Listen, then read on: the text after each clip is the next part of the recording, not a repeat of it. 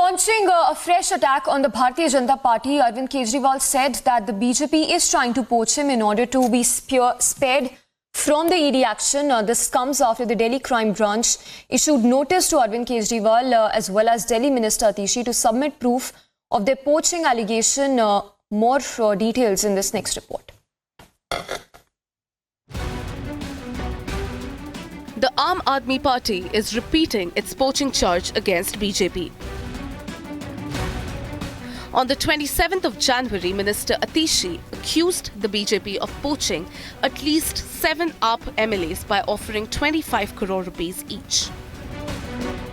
Bharatiya Janata party आम आदमी party की चुनी हुई सरकार को गिराने की कोशिश कर रही है।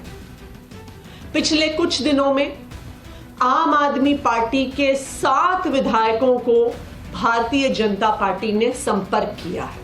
भारतीय जनता पार्टी ने हमारे इन 7 विधायकों को 25-25 करोड़ रुपए का ऑफर दिया आम आदमी पार्टी छोड़कर भारतीय जनता पार्टी में आने के लिए। In a fresh attack, AAP chief Arvind Kejriwal claimed he is being enticed to join the BJP. ये जो मर्जी षड्यंत्र कर ले हमारे खिलाफ, कुछ नहीं होने वाला।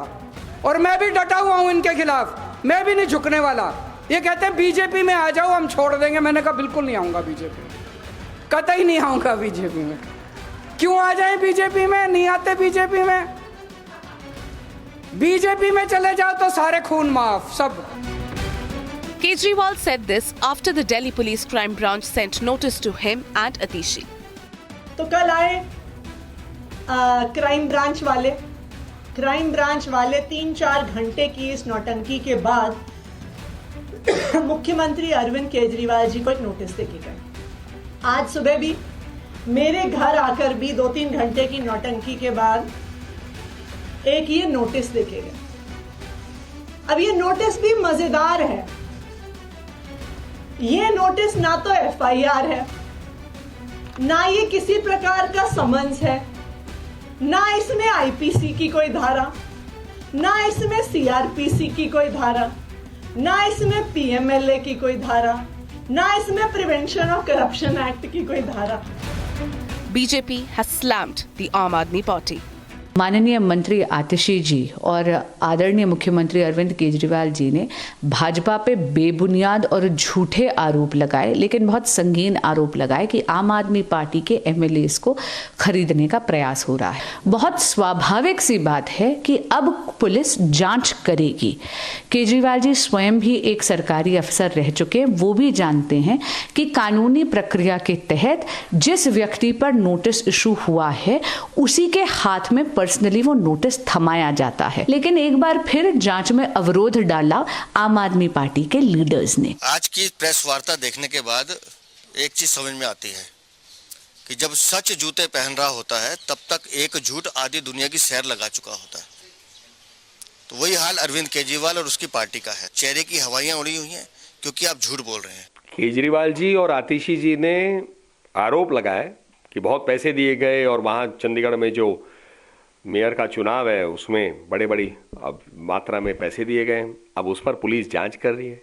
आरोप लगाने के बाद उस जांच के ऊपर में कुछ कहना नहीं चाहते, भाग रहे हैं, समन नहीं ले रहे हैं, बता नहीं रहे पुलिस को। देखिए, झूठ बोला है तो उसका जवाब तो देना पड़ेगा, चाहे वो आतिशी हो चाहे वो अरविंद केजरीवाल हो। जिस प्रकार से आपने भारतीय जनता पार्टी के ऊपर आतिशी जी ने भी और अरविंद केजरीवाल जी ने भी आरोप लगाया कि भारतीय जनता पार्टी के लोग आम आदमी पार्टी के एमएलए को खरीदना चाहते हैं और लोटस 2 करना चाहते हैं, तो भारतीय जनता पार्टी का हर व्यक्ति एक बात पूछ रहा है आपसे कि ऐसे व्यक्ति कौन से एमएलए हैं जो आप कह रहे हो खरीदना चाहते हैं, उनके नाम बताइए। The crime branch has asked Kejriwal and Atishi to respond by the 5th of Feb. The question remains, will Kejriwal and Atishi respond to the notice and furnish proof of their allegations against the BJP? The floor test in Jharkhand that will take place at 11 a.m. In fact, newsbreak coming in that the JMM has now claimed that the party has support. The JMM Congress Alliance has support of 47 MLAs. So the JMM, from what it appears, is very confident of sailing through the trust vote that would take place in just hours from now. Also note that the halfway mark is 41, while they had earlier claimed that they have support of at least 43 MLAs. They are now saying that the ruling alliance has support of not less than 47 MLAs. In fact, that's the statement that's coming from JMM leader Supriyo Bhattacharya. Listen in to that reaction.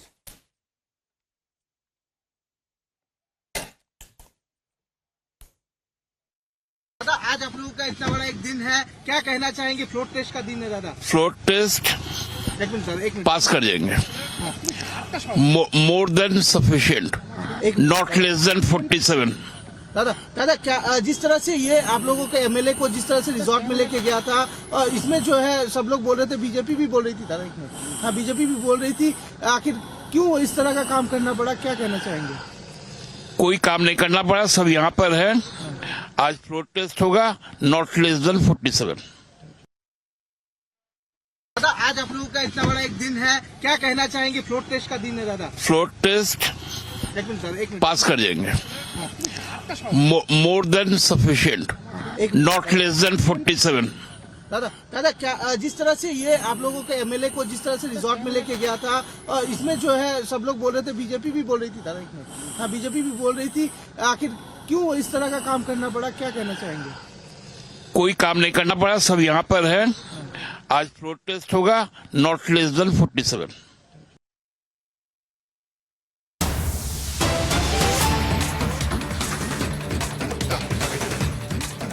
All right, so that's the big statement coming in of the JMM leader. But for now, to more related news break, the ED, as we understand, has now moved the Jharkhand High Court, challenging the FIR registered against its officials by former Chief Minister Hemant Soren under the SC/ST Act. The petition was filed on 3rd of February. So, ED moving the Jharkhand High Court, challenging the FIR registered against its officials by Hemant Soren. Let's go across to Lomas joining us with more details. Lomas, if you can give us more details on this FIR that has been registered against ED officials. The complaint, as we understand, was filed by none other than the former Chief Minister.